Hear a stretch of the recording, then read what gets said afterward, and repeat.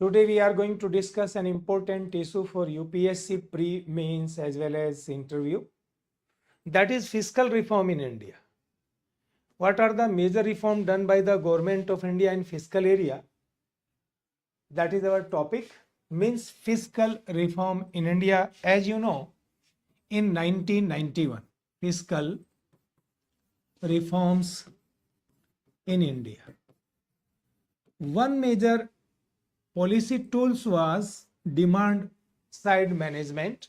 For the purpose, government started a new economic policy, that is stabilization.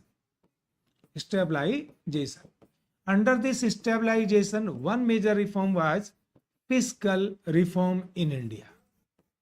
Fiscal reforms in India. Why fiscal reforms in 1991 to 2024? As we know, the government determined the target for fiscal deficit for the financial year 2025-26 to achieve 4.5% of GDP. This is the fiscal deficit target. Fiscal deficit target. As you know, in the financial year 2023, our economy always faced the problem of inflation, and we counter the inflation by the use of two policies, that is monetary policy as well as the fiscal policy. That is why the fiscal reform till today an important issue. As you can see, recently in January and December 2023, January 2024, again the price of essential goods are begin to rise. That is the questionable issues for the government of India. That is why this fiscal reform is always important issue. Now I will discuss what are the major components of fiscal reform in 1991. They were, you can categorize in 5 categories under this fiscal reform. There were the 5 major fiscal reforms. It includes the 5 major reform. First one is tax reform in India. Tax reform, which is still now continue. Second major reforms was the non-tax reform. Non-tax reforms. And third major reform was the PSU's reform or public sector reform in India. And fourth one was the better coordination between fiscal and monetary policy. Better coordination between fiscal and monetary policy.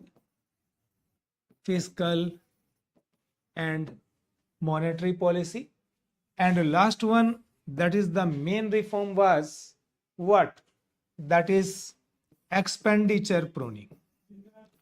Expenditure pruning. If you summarize these 5 points, you can understand very easily. These 3 points were for the raising income. Means we are trying to increase the income of the government of India on one side. Other side, we are trying to minimize the expenditure of the government of India. If our income is increasing, expenditure is decreasing, then automatically our fiscal deficit will decrease. And for the better coordination of fiscal and monetary policy, we try to manage the economy so that they can't work against each other. Our target was to coordinate the fiscal and monetary policy so that they can simultaneously work for the achieving effective target of the government of India. Now you can see one by one what kinds of reform done by the government under these 5 sub major reform. First, you can take the tax reform. As you know, government of India appointed a tax reform committee in 1991 under the chairmanship of Raja J. Chelaiya. This committee recommended to rationalize the tax structure and number, and to follow the broad-based few taxes. Broad-based few taxes rather than larger number of tax rate means simplification is also the target of this Raja J. Chalaiya. After then, under the tax reform, Government of India do a number of tax reforms. I will take one by one. First, you can take the corporation tax, direct tax, that is corporation tax. It was very high for domestic company. It was 60%. For foreign company, it was 70%. Later on, Government of India consistently decreased, and in present it is 22.5% for the both company. It means from higher tax rate to low tax rate. You will think that if the tax rate is low, then it will decrease the tax revenue collection, but in actual this low tax rate will motivate the entrepreneur to produce more, and in this way increasing income of the corporate houses automatically generate the more tax revenue. And as you can see, in recently the corporation tax have the larger portions of our total tax revenue collection. Why? Because of lack of tax evasion under the low tax rate. That kinds of recommendations I will further explain the other tax reform also. Prior to explain that one, I will clear you one theoretical aspect, that is Laffer curve effect. What the Laffer curve say? If we consider this is the Laffer curve, then you can understand the relevancy of that kinds of tax reforms suggested and implemented by the Government of India, suggested by Raja J. Chalaiya committee and implemented by the Government of India.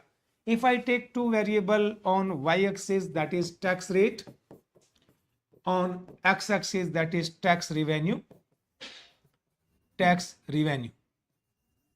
you can see if our tax rate is very exorbitant or very high tax rate, the tax revenue TH, so the high tax rate, tax revenue collection is the minimum TORM.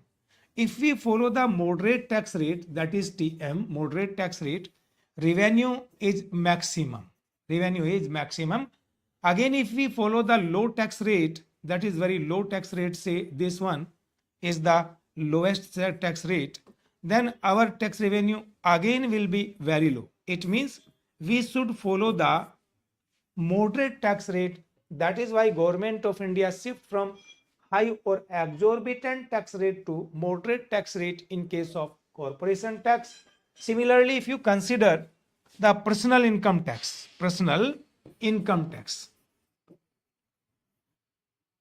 in case of personal income tax, marginal maximum personal income tax, that is marginal maximum personal income tax rate was 60%. In old tax regime, the tax rate are 5%, 10%, 20%, 30%. This is marginal maximum tax rate. In new tax regime, 5%, 10%, 15%, 20%, 25%, 30%. This is the maximum marginal personal income tax. Means government shift from high personal maximum marginal income tax rate from 60% to 30%. That is also responsible for increasing personal income tax revenue collection. In our total tax revenue collection, other tax were, that is central excise duty. The number of central excise duty prior were larger than 3. In the budget 1999-2000, government reduced the number of excise duty from 12 to 3, and these were which one? That is 8% of moderate, 16% of central, and 24% of demoderate.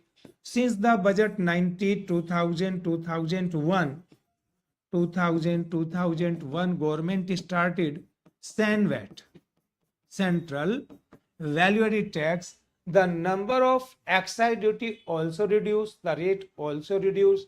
Further, this is further rationalized, and finally in July 2017, all these indirect taxes were subsumed under goods and service tax, GST, goods and service tax.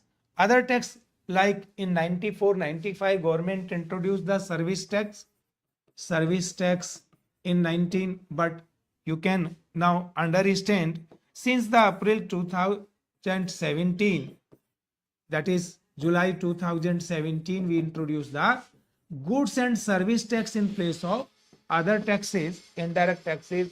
Maximum indirect taxes are subsumed under goods and service tax. Now you have to think what is the effect of that kinds of tax reform done by the government of India, and government year by year rationalize these taxes by different kinds of tax reform for direct and indirect taxes. Ultimate outcome is what? There are the 3 points which you have to consider. What are the major outcome of the tax reform? First one is tax to GDP ratio.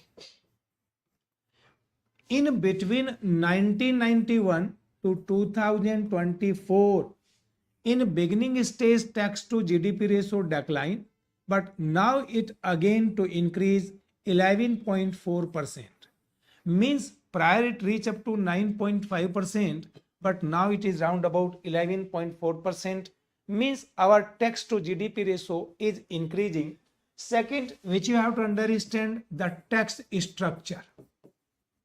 The major reform of this tax is responsible for changing the tax structure. Means if we consider the time period 1951 to 2003 and 4, during this time period, in our total tax revenue collection, direct tax, these direct tax contributed only 35%. In our total tax revenue collection, their contribution was 35%, and indirect tax contribution was 65%. But later on, the 2004-5 onward, in our total tax revenue collection, direct taxes are contributing, these direct taxes are contributing 55% of total tax revenue collection, rest of the 45% by indirect tax collection. Indirect tax collection, that is indirect tax 45%. It means our tax revenue collection by indirect taxes decreasing, direct tax is increasing. As you know, we use the two terms progressive tax and regressive tax. Progressive and regressive. Regressive tax burden more on poor section. In case of progressive, the tax burden more on richer section. Burden of tax is more on richer. That is why generally in economy, for the achieving the target of equal development, inclusive development, we always prefer the progressive taxation rather than regressive taxes. And you can see our indirect taxes are regressive in nature and direct taxes are progressive in nature. If the share of direct tax revenue collection in total tax revenue collection is increasing, means our tax structure shift from regressive to progressive. That is the dynamic change take place in our economy. That is from regressive taxation to progressive taxation. It means some extent now our tax structure is responsible for increasing equality. Recently the study given in Hindu paper, State Bank of India, on the basis of tax payment, he conclude that the Gini coefficient ratio declined from 0.42 to 0.39. It means somewhere inequality in the society is increasing. Priorly this inequality given by World Inequality Report of World Bank that in 2018 and 2015, if we consider 2015 and 2018. In 2015, top 1% people of India are holding round about 15% of national income. In 2018, they are holding round about 22% of national income. Means according to World Bank, between 2015 to 2018, inequality in India were increasing. But what is the present scenario? Due to that kinds of structural change, some extent, these kinds of inequality in the society are decreasing. That is the biggest reform of tax. And third major reform, which I will discuss with you, that is tax buoyancy. Tax buoyancy. What is the meaning of tax buoyancy?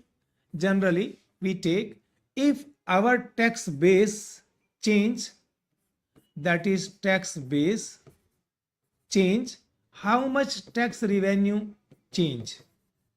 If our tax revenue change in tax revenue due to change in tax base is more, the tax will be considered buoyant.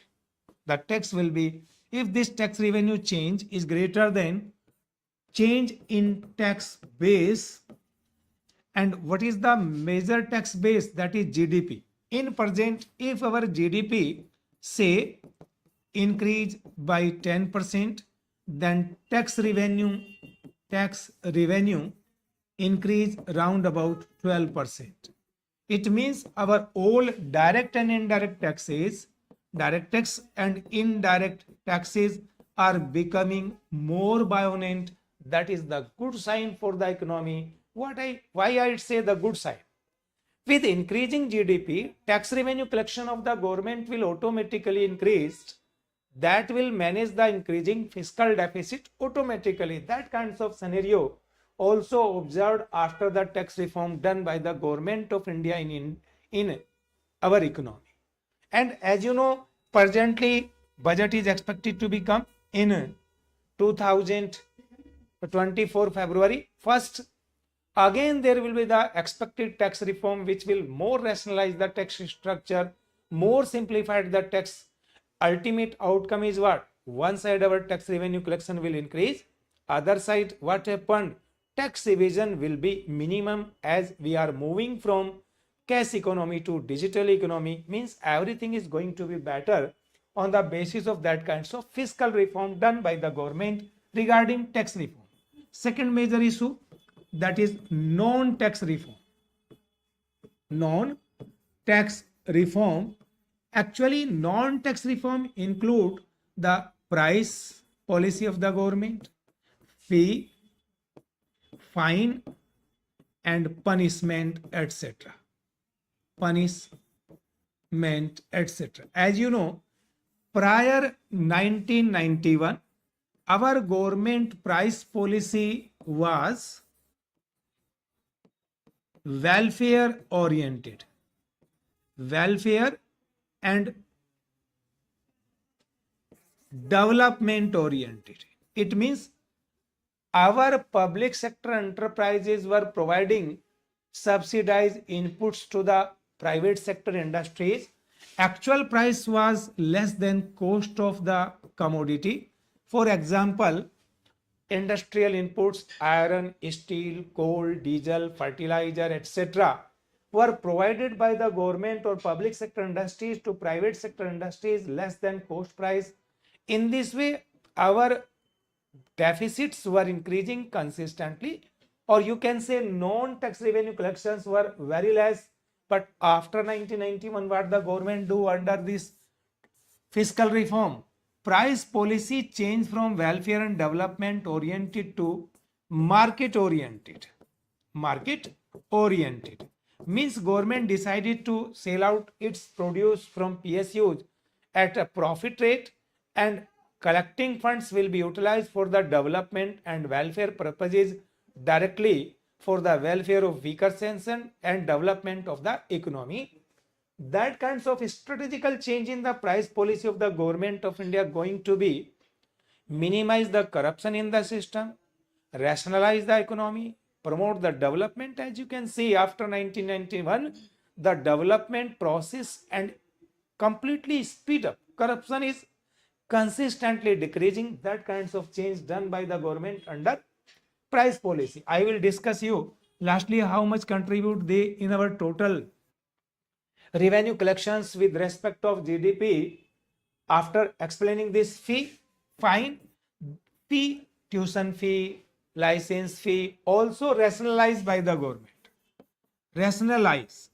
And they are convert into cost based rather than subsidy based. Means government of India also changed the fee policy, fine and punishment policy. Ultimate outcome of all tax reform is that the total revenue collection to the budget of our economy consistently increased, and it was 1.2% of GDP for the financial year 2022-23. It is expected to be 1% during the financial year 2023-24.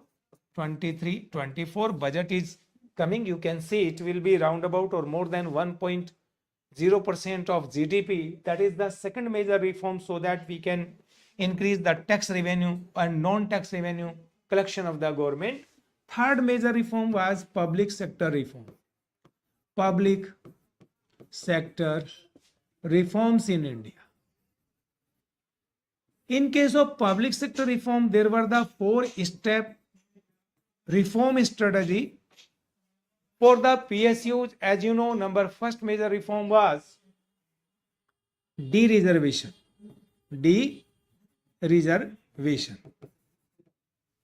In 1956 Industrial Policy, 1956 Industrial Policy Act, as you know, 18 industries were reserved for the public sector. 18 industries were reserved for the public sector. And student, you are very clear about the point, and you should be clear about the point.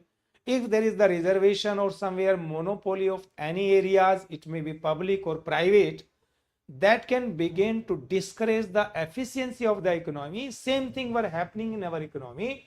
Due to that kinds of reservation policy, exclusively responsibility of public sector of the development of these sector core industries, national importance industries, there were the lack of competition. Outcome was less efficiency, underutilization of the capacity, and because of that kinds of policy, we are accruing losses rather than profit in public sector industries. That is why after the de-reservation, now only the 2 industries are reserved in public sector, that is atomic energy and atomic mineral. Atomic mineral. As you know, this railway also opened by the government for the private entity under public-private participation. It means only 2 industries till now reserved for the public sector. They are national importance industries, and rest of the industries are progressive in development because of increasing competition between public and private sector industries. I will quote lastly how much extent that kinds of public sector reform are capable to increase the public sector revenue. As in 1991, they are accruing the losses, and now they are contributing in net profits of the government of India and decreasing the fiscal deficit consistently. Second major reform under the PSUs, that is the disinvestment policy. Disinvestment. As you know, government follow the 2 disinvestment policy. Simple share selling strategy. Share selling. And second one is strategic disinvestment. Disinvestment. The main purpose of the disinvestment policy prior was to manage the fund for the sick PSUs so that we can restructure, reorganize them, provide them better technology. And second main objective was to use the revenue for the management of fiscal deficit, increasing. As you can see, our budget in our capital account, there is the part of capital receipts, that is disinvestment for funds we are managing in our budget capital account. But later on, there are the 3 main objectives of disinvestment policy: of this under fiscal reform. Number first one is manage the fiscal deficit. Number second one is to increase the restructure of the PSUs. Number third one is to use the funds for the welfare purposes, and that is also known as restructure of the PSUs. Third major reform was BIFR policy. BIFR policy. Board for Industrial and Financial Reconstruction Policy was basically for the sick PSUs. Sick PSUs. Sick PSUs means all those industries which are accruing losses. There are the new definition given by government under Company Act 2022. What is the definition? If the industries are unable to repay its debt on the demand of creditors up to the 3 quarters. Second, if during last 3 operational years the net loss of the company is more than 50% of net worth of the company, industry would be considered as a sick industries. And for the restructure of the sick industries, priorly BIFR were there, which were constituted in 1985. Later on, since 2016, now National Company Law Tribunal is working in this direction. NCLT take over the company. As you know, in NCLT, it is constituted under the retired Supreme Court judge. There are some economists as well as judicial power it have. It means both the responsibility, restructure of the sick PSUs, if they are maintainable, done by the NCLT, and if they are not maintainable, then it will be hand over to the Supreme Court priorly or High Court respectively. But now NCLT in itself can give in the order for the shutdown. In this way, the BIFR policy also managing the sickness problem in our PSUs. And the fourth policy was Memorandum of Understanding. Memorandum of Understanding policy. Under the MOU policy, it was started in 1988. Government provide the 2 kinds of autonomy since 1991. It is also applicable for PSUs, public sector undertakings. It is providing the 2 autonomy to our PSUs, that is financial autonomy, financial and managerial autonomy. What is the basic problem in our PSUs? If you consider that one, the one major problem was our top bureaucrat, who is the CEO of particular industry, have to depend on ministry for taking decisions regarding financial problem, investment purposes, policies, etc. Similarly, for the managerial problem, he have to take the prior decisions of the ministry. After then, they can take the decision. That kinds of time lag were responsible for the sickness of our PSUs. But under the BIFR policy, under this MOU policy, under the Memorandum of Understanding policy, that kinds of 2 autonomy provided by the government to our PSUs, that is financial and managerial. Some empirical studies show this MOU policy is being 98% successful. Only 2% is satisfactory or unsatisfactory.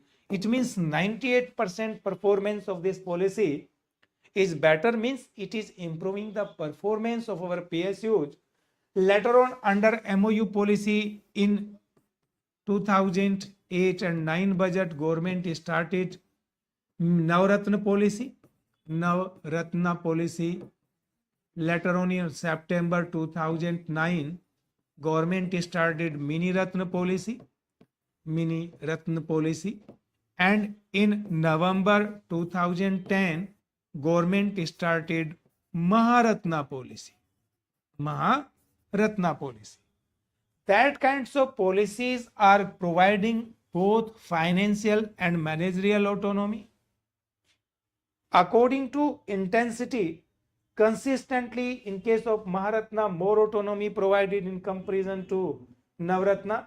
In comparison to Mini Ratna, Maharatna are providing more autonomy. That is the difference in the intensity of autonomy to our public sector enterprises. And as you know, There the categorization, which industries will be categorized Maharatna. There were the 5 and 6 category, they should be Navratna. Their turnover should be more than some amount. That were very clear about the classifications. For the better performance, as you know, after that kinds of 5-step reform done by the government, 4-step reform, that is dereservation, disinvestment, MOU, BIFR, our PSUs which were occurring the losses in 1991 round about 16,000 crore rupees. That was the loss. In 2006, during 91 to 2006, our PSUs performance improved by 411%. Their profit rate improved, and if you consider in 2023, the net profit of our PSUs reach up to 7% on invested capital, and the gross profit rate is round about 17%. It means prior in 1991, if you consider the budget, expenditure and receipts, they were contributing in expenditure, but now they are contributing in receipts of our budget. It means somewhere government of India PSU reform policy are decreasing the fiscal deficit. As you know, in 1991, government and some economists also begin to say that PSUs are become white elephant and they are responsible for increasing fiscal deficit. That is why these kinds of reform automatically leads the economy from high fiscal deficit to low fiscal deficit. I will finally conclude what is the scenario of fiscal deficit because of all these kinds of reform which I discussed now till now. And next major reform out, that is better coordination. That is better coordination between fiscal and monetary policy. Better coordination between fiscal and monetary policy. Between fiscal and monetary policy. What does it mean? Why government needed to do that kinds of reform? First, you have to understand, you know, before 1st April 1997, if a government expenditure is greater than income, total income, that is known as, or total expenditure is known more than total receipts, that is known as budget deficit. If you go through, I am talking about fiscal deficit, but prior you go to budget deficit, that is total expenditure were greater than total receipts of the government, and that kinds of difference is known as generally budget deficit. To understand this point, because that is necessary for understanding the problem and lack of coordination between monetary and fiscal policy. As you know, this budget deficit managed by the government through deficit financing. Deficit financing means government manage this deficit on the basis of printing of new currency from RBI, printing of new currency from RBI, from or by RBI. This printed new currency, by increasing more money supply more than GDP, increase the general price level in the economy. General price level is increasing. Technically, this is known as inflation, and that kinds of mechanism of budget deficit is known as deficit financing, which is responsible for automatic monetization of budget deficit. That problem technically also known as automatic monetization of budget deficit, which is responsible for increasing inflation, consistent increasing inflation in our economy. But since 1st April 1997, government managed this problem through which one? By wage means advances. Since 1st April 1997, government started a new mechanism of deficit management which is known as wage means advances. And by this mechanism, government integrate the monetary and fiscal policy. Means now none policy is able to increase inflation because they are coordinating to each other. What is the meaning of wage means advances? If government expenditure is greater than its income, that will increase this fiscal deficit. Now this fiscal deficit will manage by the government by making borrowing. And these borrowing can be managed through three ways respectively. That is, number first, from market or commercial bank, from market or commercial bank, and second one is that is from the people of India, and third one is RBI. If in our economy, that is the important questions for pre as well as mains, is facing some kind of inflation, fiscal deficit is increasing. If I quote you, for the financial year 2024-25, our fiscal deficit target was 5.9%, and if it is say 6.1 or 6.2, it is higher. Now the government should manage its fiscal deficit through making market borrowing. If government of India borrowing from the people of India, that will decreasing money supply in the hands of people of India, stabilize the price. That is the best mechanism. You understand what is the main with advantage? If the government is borrowing from the RBI or that is commercial bank, etc., what it will do? Our state and union government have to repay its debt on time. If they default in the payment, then state or union government have to pay penal rate of interest to the RBI, commercial bank on the basis of day-to-day default in the payment, and it will be on the first day of default bank rate plus 3%, second day of default bank rate plus 5%, and so on. In this way, that is managed by the government effectively, and better coordination in fiscal and monetary policy automatically stabilize the economy. There is no problem in the fiscal deficit management. Last point of this fiscal reform, that is, as you know, expenditure pruning. You know, student, there are the three major issues of expenditure of the government, that is the subsidy, defense, interest payment. As you know, in 1991, if you go through the data, 2.4% of GDP, 2.8% of GDP, that is 4.4% of GDP. And government decided to rationalize all these kinds of expenditure.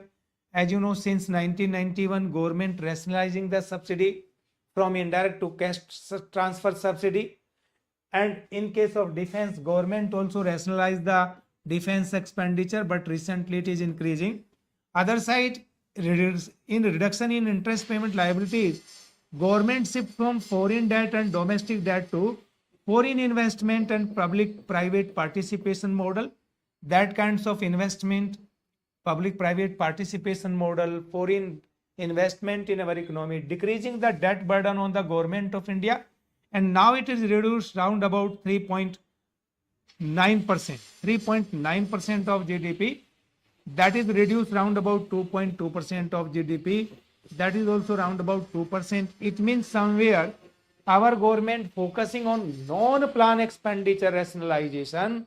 Apart from it, other reforms also done by the government. As you can see, the number of civil service posts, the size of ministry. What is the present vision of the government? That is a small government, maximum governance. Means somewhere we also try to reduce the ministerial expenditure of the government, non-plan expenditure of the government. That kinds of rationalizations of the or that kinds of reform in our fiscal policy successfully manage the fiscal deficit. If I quote you the 3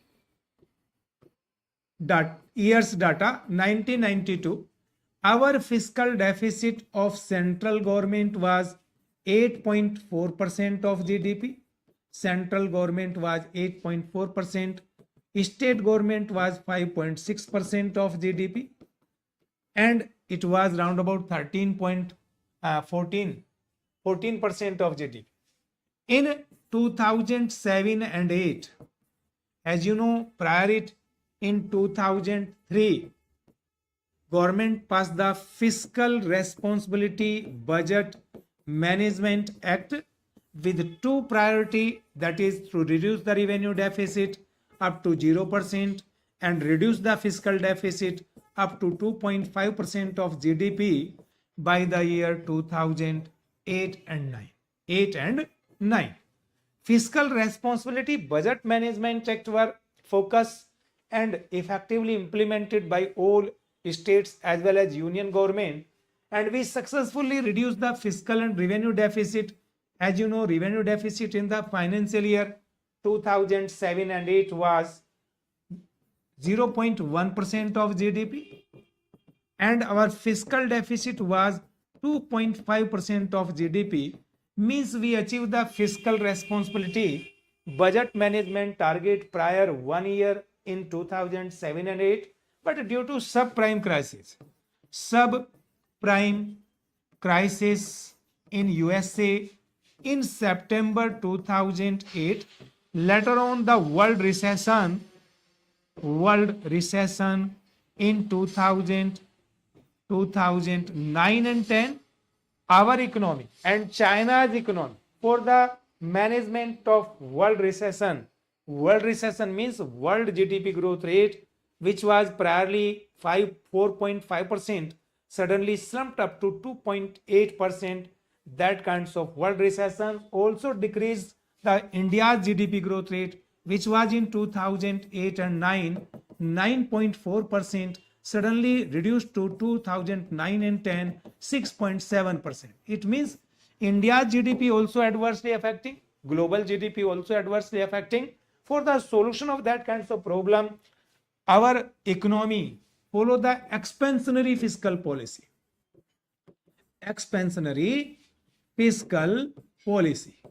So that we can increase the aggregate demand. As you know, India is the largest populated after China. Similarly, China also follow the expansionary fiscal policy. Both these two economies responsible for increasing the global aggregate demand. Increasing global aggregate demand began to increase the global GDP growth rate, and some extent global economy come out from the recession because of that kind. But that kinds of expansionary fiscal policy, suddenly India's fiscal deficit in 2009 and 10, India's fiscal deficit again increased up to 6.5% of GDP. Revenue deficit was 5.5% revenue deficit. It means again we deviate from the targets of Fiscal Responsibility Budget Management Act. That is why our incoming financial year suspended the objective of FRBM Act for the next and so on year. Presently, as you know, Government of India decided to achieve the target of fiscal deficit of 4.5% of GDP, 4.5% of GDP by the financial year 2025-26.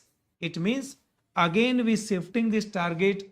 As you know, COVID 2019, later on the global recessionary conditions, till now the number of countries under the problem of recession, as you can go through the Hindu newspaper. Today I read in Hindu newspaper yesterday that America GDP is boosting. It means somewhere the global economy is coming out from the recessionary conditions setback due to COVID-19 and other inflationary pressures in the overall global economy, tough monetary policy followed by the different countries. But now the expected coming days, what happened? Global economy will grow. Similarly, we will manage our economy and we will achieve the shortly our target of fiscal discipline, that is fiscal responsibility, budget management in coming days.